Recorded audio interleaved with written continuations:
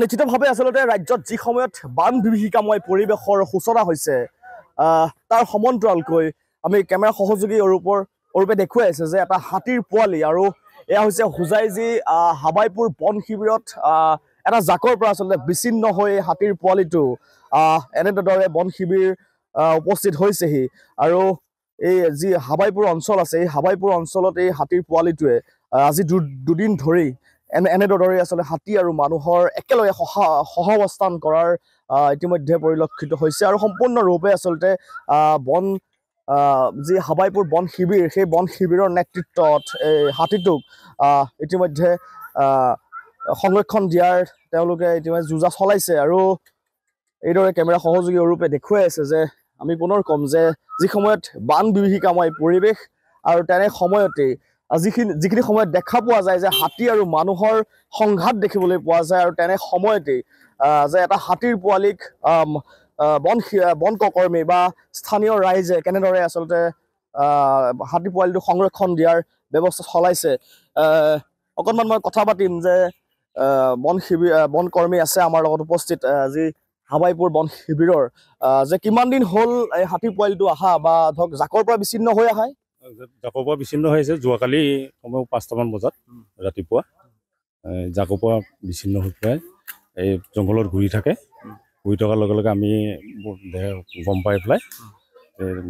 তাক হেৰি কৰি আবদ্ধ কৰি পেলাই সন্ধিয়া সময়ত আকৌ জাকৰ লগত এই বনৰীয়া হাতী জাকৰ লগত আকৌ খেদাই দিয়া হয় সন্ধিয়া সময়ৰ লগে লগে ৰাতি 9টামান বজাত আৰু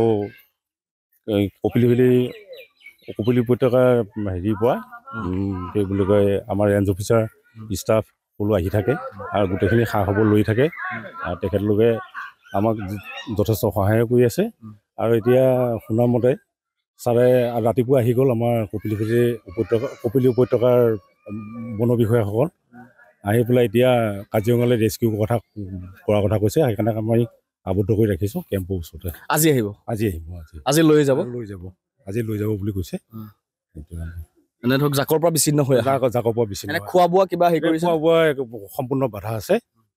বাহিৰে পানী বা কিবা কিবি আহাৰ পাতি সম্পূৰ্ণ বন্ধ আছে আৰু মানে